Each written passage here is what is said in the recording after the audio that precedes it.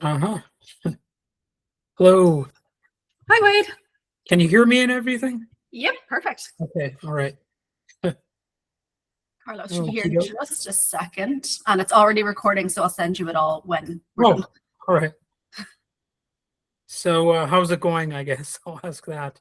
Good, yeah. Yeah, we're just starting to pick up for Emmy season now, so lots of planning and strategy and all of that jazz. How about yourself? I guess I'm doing all right. You know, it's hard to say sometimes, but I got you, you know, yeah. things are going all bad, I guess. That's a plus, I guess. Some good. So how long is this interview supposed to be? Was like 12 minutes or 20 minutes or something? Yeah, we have up to like 20 minutes, so Okay. but whenever you feel comfortable to kind of come to a natural end, that is cool. Okay. I'll just make sure. Um,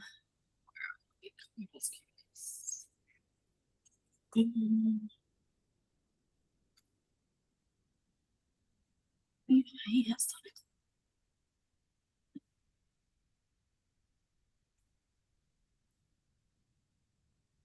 Are you still there? Yep, I'm here. I'm just Okay. making sure that Carlos can get in okay. Okay. Yeah, the technical side of things, that's always Yeah. been. Yeah, but I do really like Google Meet. I have to say, our office kind of like moved everything over to Google Suite last year, and everything's very user friendly. I have to say, because I think a lot of people recently have had so many issues with Zoom. So this is a nice alternative, I think, because we also do a lot of webinars and stuff like that on Zoom. Well, we had done with other organizations. Oh, here's Carlos. And there's massive issues with it. So yeah. All right. Hello. Well, hello. Hey, Wade. Yeah. How you So doing? this is my third time Yes. interviewing you. It was Griselda, was it last? Was it Griselda? I think so, man. How you doing? I think that was one of them. Yeah. Yeah. Hey. So well, we're here to talk about this new movie that you're a part of, and Yeah. They Will Kill You is the title. So it's obviously like a horror movie sort of thing. So Yeah. how much experience have you had working on horror movies in terms of scoring or? This is like the first movie I did a thing for Disney called Just Beyond, and it was hey Sarah, how you doing, by the way? I just saw you here. How's it going? I don't know if you can hear me. So but it's good to see you, Wade, too. I guess it was Just Beyond was a TV show that came out on Disney Plus like 3 years ago, and it was based on I can't believe I forgot the guy's name, but he basically came up with there was a there was a book that's very famous, and basically it's kind of a horror thing, and one of the episodes was very much a horror-based episode. That was the first time I actually did something, and I got a lot of learning from that. But my love comes from the Carpenter days, absolutely. Sure. All that stuff from it through, God knows all the stuff from the 80s I grew up listening to and watching, and those kind of scores, the Charles Bernstein score for the Freddy Krueger stuff, Oh yeah, the original Nightmare on Elm. He seems to be underrated, actually. Everybody mentions Wes Craven, but the Nightmare on Elm Street score is also great. Yeah, absolutely. It's literally, that's kind of like, it's kind of quintessential of the time, and I think it was a big influence on this. The approach, the idea of doing Carpenter style influenced music, like really just unhinged and balls to the wall kind of sound, because I started with piano music. Like I was just doing pretty things for the sisters and sister themes that would be, connecting their core. And then the director, Kirill, kept saying we have to keep our middle finger in our pocket. That was kind of like the thing he kept saying. And I was like, okay, so what does that mean? And leaning into the sense, into the style that it felt like it evoked, the hyper violence, it kind of dictated something that wouldn't be so elegant. So it was more of a real explosion of, it was great for me because I learned so much, and I'm getting older. So, the more new things I get challenged with, the better. Oh yeah, and there's also, I'm sure there's a guitar focus as well in the score too, like electric guitars. And do you think the guitar is making a comeback as a popular instrument? There was a while where it was almost too popular, like in the 70s and 80s, and for part of the 90s, but now it's almost too much in disfavor. Yeah, I actually am a fan because I'm a guitarist first. You know, like I grew up playing guitar and I was in rock bands in the 80s. Sure. And the fact that this had a bit of a blend of, it wasn't just synths, it was more like there's a retro synth wave homage, you know, kind of thing going on. But we even had classical guitar for Maria Reeves. Like there's a little bit of a classical guitar thing, but then there's also when Asia's talking, we went straight up for like Les Pauls and Stratocasters, you know, to really kind of drive ideas home. So along with the Carpenter style synths, you know, hopefully it was an eclectic kind of mix that came up. And to answer your question, I do hope so. I mean, it's fun to kind of grab the orchestra and blend it with classical guitar or rock guitar and synthesizers. And that's what I think the score kind of is. I mean, it certainly a first for me. And like I said, an education.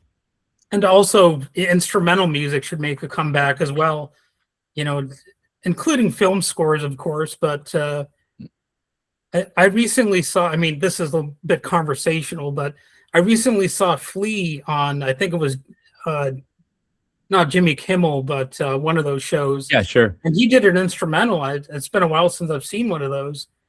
Yeah. Performed on a late night talk show or anything like that. Yeah, the idea of like a new classical gas coming out would be cool. You know, Oh, and yeah, I know it's weird because it's like classical guitar and orchestra, but it's that sort of thing that in its own, like, or like the progressive rock bands that they played all these instrumental tracks that stood alone, you know, there's no necessarily need for vocals. But I guess film scores do that. And this one was very much, it was an interesting thing because I guess a lot of things that happen in They Will Kill You were the action. One of the first things we started doing was scoring some of the fights, and then it became clear that songs would do fights. Like, and if you see it, like for set pieces, it's songs, so it's character story driven music that I had to kind of come up with and somehow go along. There's chase scenes, and there's also scoring some of the fighting that happens, but it's a good balance. I think it's a good balance to kind of know where your place is in telling the story, and it felt that way for this one. You know. So were there any moments where you were like throwing out the rule book or whatever like that? Because music is usually more interesting when, you know, people do that. And it seems like there were some parts in this score where you might have done that. Yeah, and I want to thank you for listening at all before we interviewed. You know? Yeah.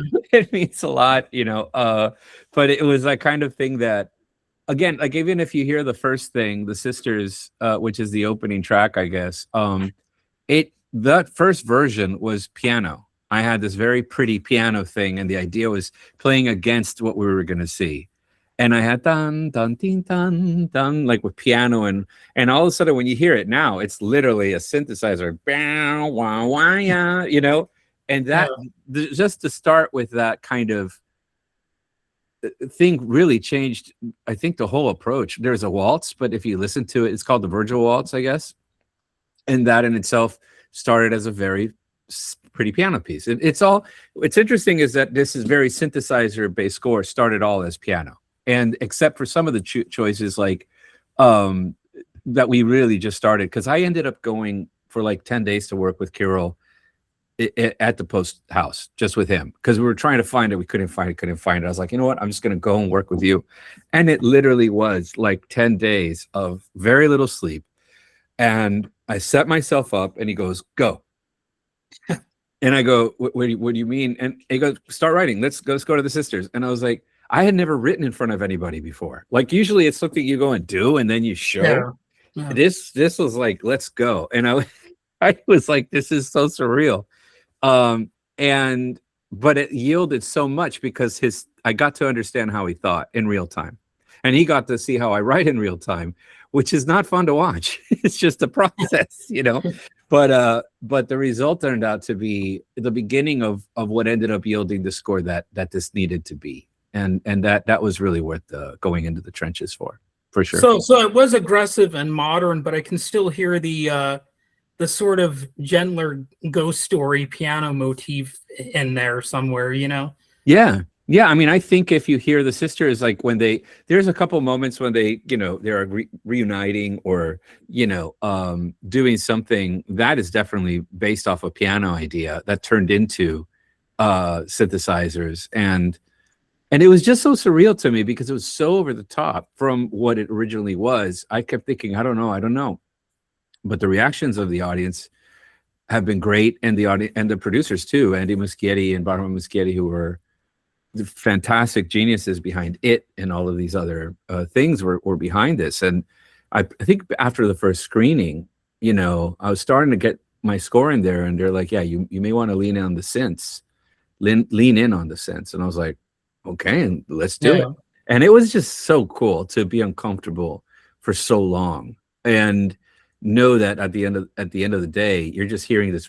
We had pig sounds in the score too. So like it was Kirill's idea. He's like, I want to hear pig. So we got all these pig sounds that we were able to find and start incorporating them as motors to the music, etc. It's crazy.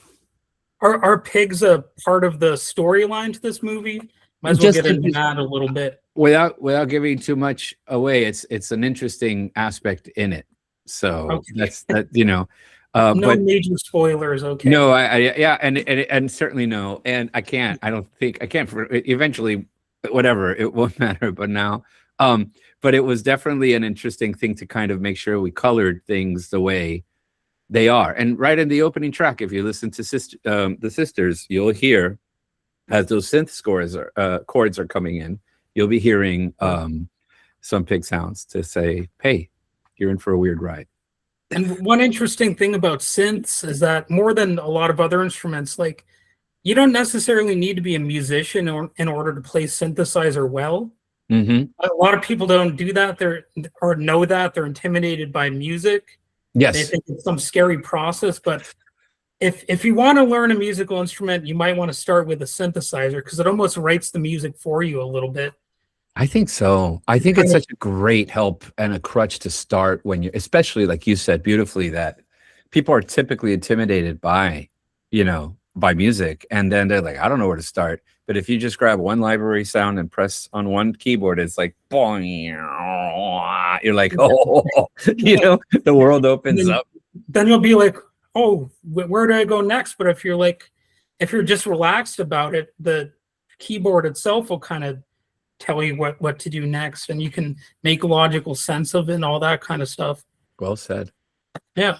So this is like a blend of horror, comedy, and action. Well, a lot of movies are like that, but how did you balance the tone musically without getting too much into parody or melodrama?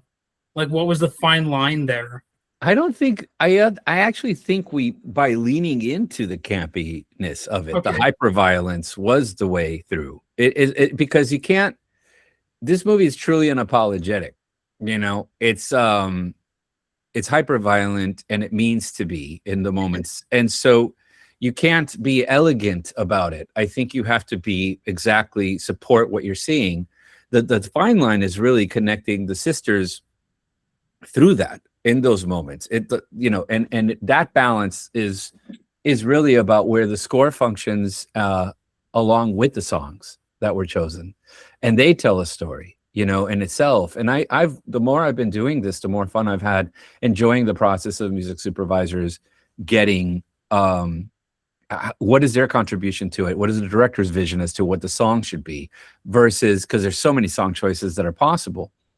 And respecting how they bring that into the story. And then what is the handoff to me? How do I pick up from that thread and then continue on and help tell the story in the moments that need to be told, so it's a thing. It's just, for me, honestly, as hard as it was in a way to kind of just truly try to find what the tone was musically, and that we were going to lean on the sense and actually lean on everything, orchestra, guitar, electric guitar, keyboard, synths, and then it was just fun to kind of be able to do that. And like I said before, that I really feel like I'm a better composer for having gone this incredible journey with the madman that is Kirill Sokolov, for sure. So what can you tell me about the track "The Eyeball"? That kind of stuck out a little bit.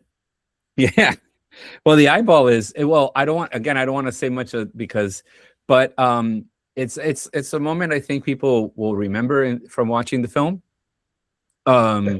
And I think it really does have the theme, dee, da, da, da, da, da, which is the theme of the Virgil. We had a theme for the hotel or for the apartment building that it is.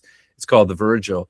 And so that started off as a waltz. And then for the eyeball, it's a very synthesized version of that. And to be nerdy, it's more like in 4 as opposed to a waltz in 3. So it's in different meter. But it's quirky, it's cute, it's stringy, and it's very odd. And I think it's for a reason that you'll see on screen at some point. And the end credits theme that has a bit of a surprise in it too. Yeah, I don't want to spoil that, but yeah. Fun little moment. Yeah, I think you know what I'm talking about. Yeah, but let's not spoil it. But still, it was actually really fun because we had music editor Rick Ziegler and then Louis Schultz as well. And Louis Schultz, I had him add like a remix vibe to that suite. Because it's literally the end credits. It's what you'll hear during the end credits, which is kind of like the old school overtures of operas and stuff, where you hear just about every theme playing in a little bit of a taste of all the music that we're watching throughout the movie. And then, but the idea is to kind of remix it in a way that was really fun. And so we had a blast working on that one for sure. So, like, what was your, I guess, the musical birth? What's your story as far as what first inspired you to get into music? Might as well get a little bit into the origins. Well, the origins is, I think, being at church at some point when I was 6 and listening to Ave Maria and crying and not knowing why I was crying. I was like, this music came from what felt like I didn't understand. And then I fell in love with the music that my brother would listen to because he was older and he was the cool dude, and I was like, man. And so he'd bring all these cool music to home, including eventually Ozzy Osbourne and all the metal bands from the 80s. And I started falling in love with that.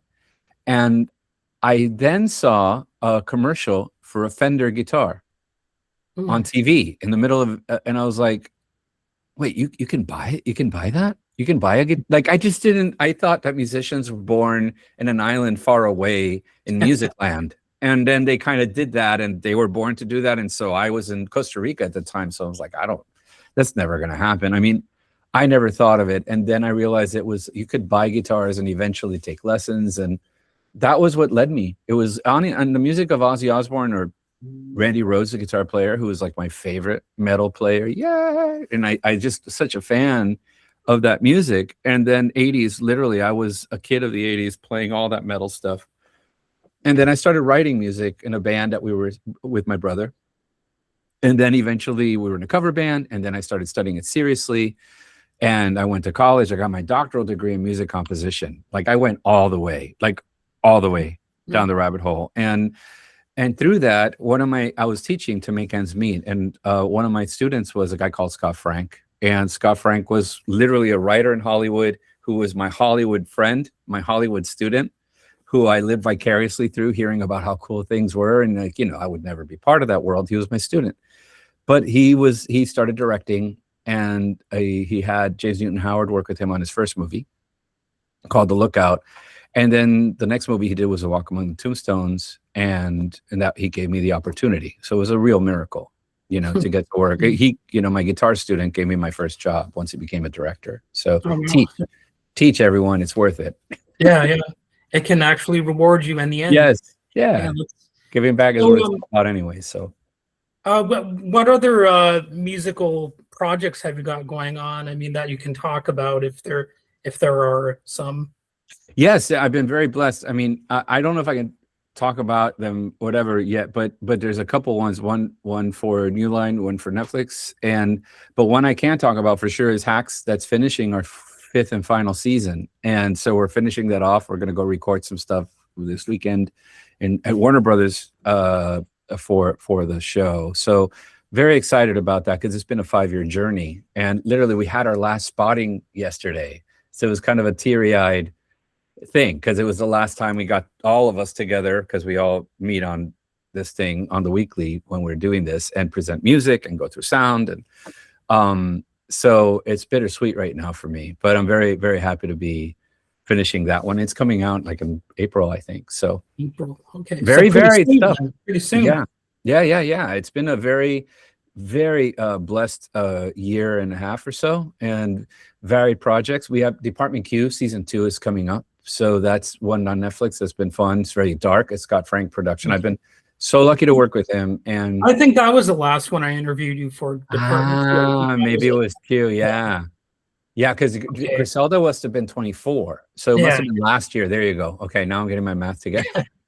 That's all right. I forgot which one myself. No, but it's great though, man. It's great. I actually forgot what your last name was. Like, I was walking home from work. I was like, what the hell was his last name? Dude, it's like it's what I tell people is River with an A at the end. That's what I say. And then this is easier to remember that way, because otherwise it's Riviera, Riverbank, Rivers, or I don't know. I knew it started with an R, but I just could not remember what it was. I'll take it, man. But the fact that you remember interviewing me is huge, so it means a lot. It's good to see you too. Two times before. So I mean, that's why when you popped in, I was like, "Oh, dude." Yeah. So this is going to be for Pop Horror and also for my podcast. Oh, great. So is there anything else you would like to add or anything like that, or? No, I'm just grateful to get to talk to you about this. I just hope you go out and see it and check it out and listen to the music, and because it's certainly something new for me, and it's a ride I won't certainly forget anytime soon. And one of the coolest things was to be at the premiere at South by Southwest, because you get lost making these, and you don't know. I really, the more I've done it, the less I know of how things are performing. But the audience was phenomenal, and getting to be in the audience with that energy and sincere laughs and shocks and screams and a little bit of everything. I almost cried, man. I was like welling up going, I can't believe this, because it was a magical moment. So at least that did definitely happen, and it was worth going to that premiere. I think even people who aren't composers could understand that, like having that connection with an audience that's reacting to what you've made. There's something that can be nice about that, Very. I've recently been trying stand-up comedy, and I was skeptical that I'd be able to make anybody laugh. But man, when you actually can impact somebody, it actually hits you. You're like, wow, I can actually do something like this, And bless you for doing that, because that's the most vulnerable of all the arts, I think. Awesome. I told, when I was doing music and before I was working in any way that was meaningful or bringing any money home, I told my wife, don't worry, if this doesn't work out, I'll do stand-up comedy, because that'll. And she hasn't left me yet, which is a miracle. But comedy I really respect that. So congratulations on doing that. It's just been a few open mic nights, but hey, man, keep going. That's what it's about. That's what feeds us. We learn, we grow, and I think the ultimate thing is to be curious, and about, can I try this? Is it worth it? Yeah. So right. I'm excited about that. If you ever want to jam or collaborate, I'd be open. Let's do it. Do it. I have a Fender. I can email you an album. Okay. Like the album that I'm least ashamed of, if you want to do that. It's weird though. Like I do a lot of guitar delay loops. Like I was addicted to delay loops in my high school years and stuff. Yeah. And you might need to take a break from it because it's so weird at times. What did you use? What delay pedals were you using? Well, I had a Boss. Yeah. A Boss Giga delay, it's called. It goes up to 23 seconds.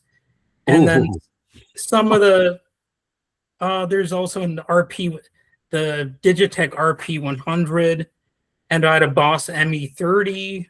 I got into the Line 6 stuff when it came out. The green monster and the blue bastard is what I called them. One was a delay one, and one was all the modulation stuff, right? And so I would play with those, and the tape delay tricks I used those plugins all the time with what I'm when I write. I just pop in a tape delay, and it's just immediately fun because it kind of it warbles the sound as it does its looping. You know, for the life of me, I don't understand why more people don't do delay loops, because you can really do some awesome stuff like that. Yeah, I know it's definitely a great sound producing thing Yeah. for me. I mean, that's definitely the benefit of growing up in the 80s is that I know what the sounds that I'm trying to emulate are, you know, Sure. and for me, what you're saying is talking about the old school stuff, like early 80s, like, you know, Boss was it. I to get a Boss pedal was the summer's job, you know. It's like all this work to get that one pedal home. And I remember I got the distortion pedal, this black one that had 4 knobs instead of the 3. And I was like, oh my God. And I opened it and I took care of the plastic and the wrapping and just connected it as like,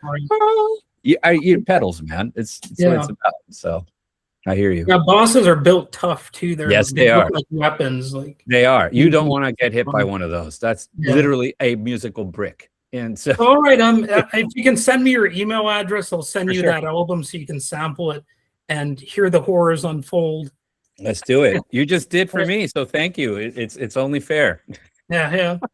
All right, so I guess that's it. I mean, we've been talking for a little while. Yeah, man, for sure. Thanks for taking the time, and thanks for making the time. It made my day.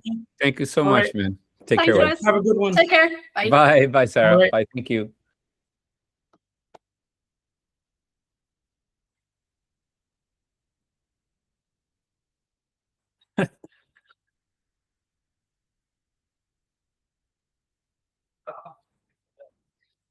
Suppose I could close this down.